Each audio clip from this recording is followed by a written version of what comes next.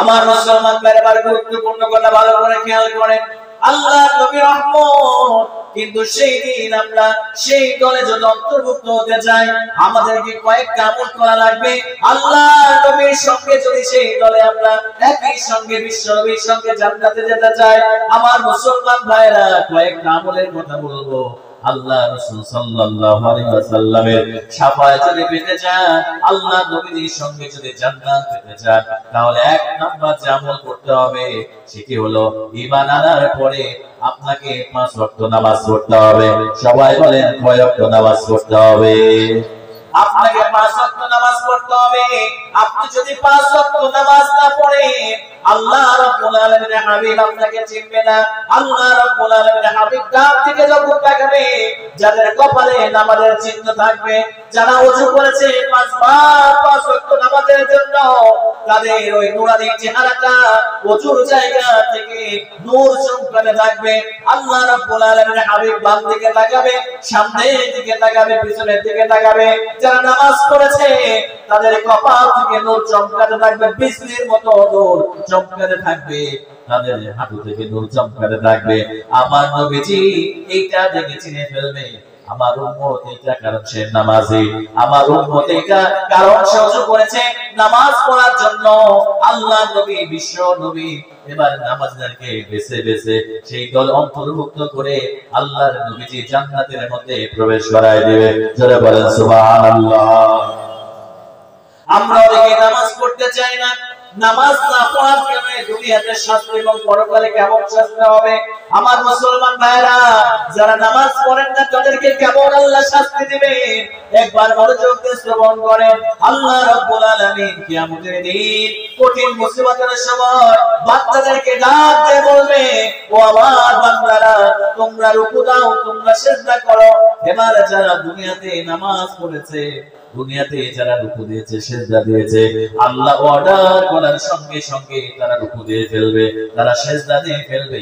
আল্লাহ ফেরেশতাদেরকে ডাকে বলবে, ফেরেশতারা শুনে রাখো, আমার এই বান্দা দুনিয়াতে নামাজ পড়েছে, আমার এই বান্দা দুনিয়াতে নামাজ পড়েছে, রুকু করেছে, সিজদা করেছে, আমার এই শুকরগুজার বান্দাকে, আমার এই শুকরগুজার বান্দাকে তোমরা তাদেরকে আহলান ওয়া সাহলান জানিয়ে, রেড কার্পেট রিসেপশন জানিয়ে তাদেরকে জান্নাতের মধ্যে প্রবেশ করায় দাও। জোরে বলেন সুবহানাল্লাহ।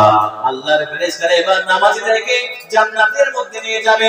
এবার যারা নামাজ পড়বে না তাদের কি অবস্থা হবে আমার প্রিয় ভাইরা শুনেন। এবার আল্লাহ যখন সিজদা দেওয়ার কথা বলবে, রুকু দেওয়ার কথা বলবে, এবার বেনামাজীরা মাথাটা বাঁকা হয়ে যাবে, পিঠটা সোজা হয়ে থাকবে, তারা রুকু দিতে পারবে না, সিজদা দিতে পারবে না, তাদের পিঠটা বাঁকা হয়ে থাকবে, সোজা হয়ে থাকবে, বাঁকা হবে না, তারা চিত হয়ে পড়ে যাবে, কাত হয়ে পড়ে যাবে। আল্লাহ রাব্বুল আলামিন ফেরেশতাদেরকে ডাক দিয়ে বলবে, ও আমার ফেরেশতারা, আমার এই বান্দা দুনিয়াতে নাফরমানি করেছে, আমার নিয়ামত খেয়েছে, আমার অক্সিজেন ভোগ করেছে, আমার রিজিক খেয়েছে, কিন্তু নামাজ পড়ে নাই। আমার এই বান্দাকে জাহান্নাম থেকে লোহার 70 হাত লোহার আগুনের শিকল নিয়ে আসো। এবার ফেরেশতারা 70 হাত আগুনের শিকল নিয়ে আসবে, লোহার শিকল নিয়ে সেবার বেনামাজীদেরকে বেঁধে ফেলবে।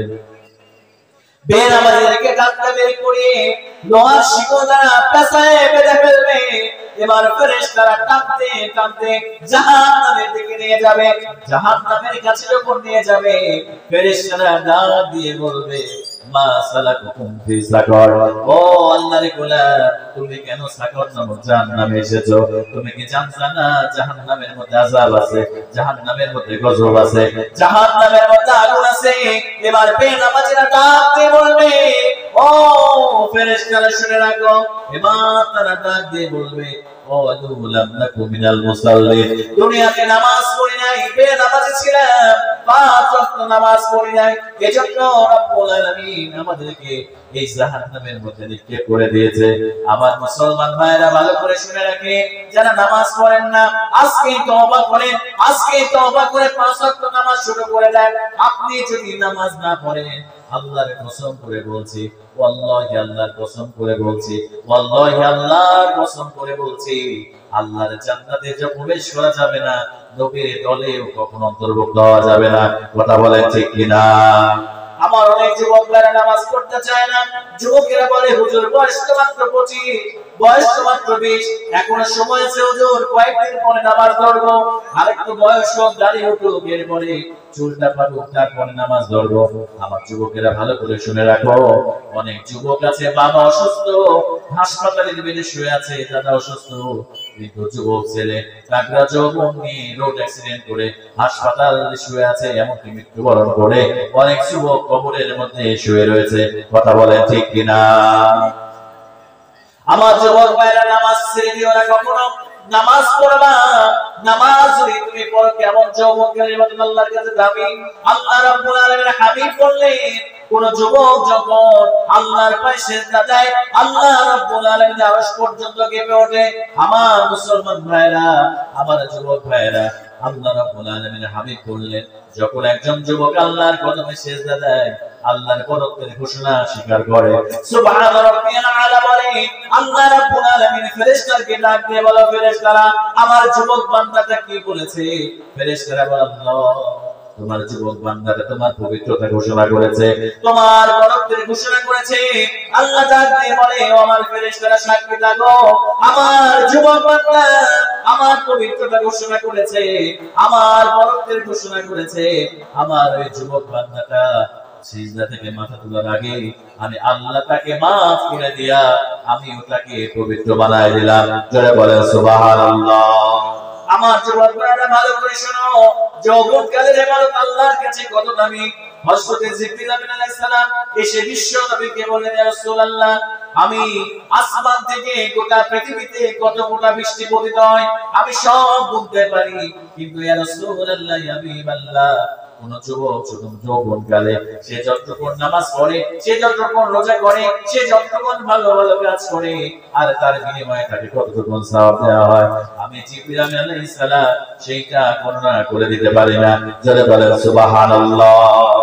আল্লাহ রাসূল সাল্লাল্লাহু আলাইহি ওয়াসাল্লামের কাছে জিবরিল বলছে, কত সওয়াব দেওয়া হয় যুবককে, আমি জিবরিল সেটা গুনতে পারি না। এজন্য আমার কলিজার টুকরা যুবক তরুণ ভাইরা, কখনো নামাজ ছেড়ে দিও না। 5 ওয়াক্ত নামাজ পড়ো, আল্লাহ তোমার জীবনটাকে আল্লাহ পাক বরকতময় করে দিবে। বিশ্ব নবীকে অনুসরণ করো। আজকে যুবকেরা আমার রাসূলকে অনুসরণ করতে চায় না। যুবকেরা দেখবে ক্রিস্টিয়ানো রোনালদোকে ফলো করে, যুবকেরা মেসিকে ফলো করে, যুবকেরা বিভিন্ন নায়ক নায়িকাকে তারা ফলো করতে চায়। কথা বলে ঠিক কিনা?